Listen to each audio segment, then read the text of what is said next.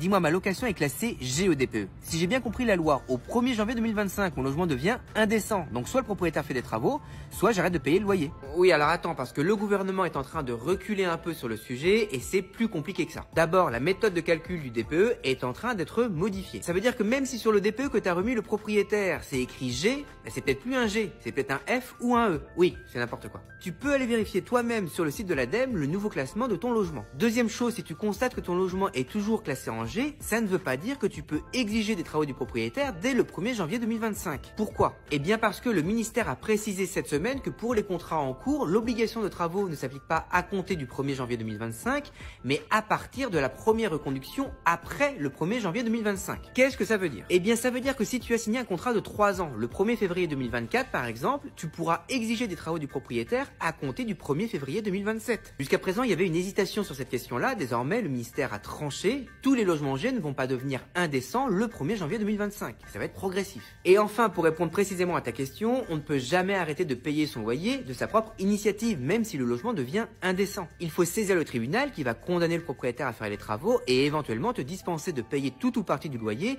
tant que les travaux ne sont pas faits. Tout ça pour dire qu'on a beaucoup parlé dans les médias ces derniers mois d'interdiction de location, d'obligation de faire les travaux.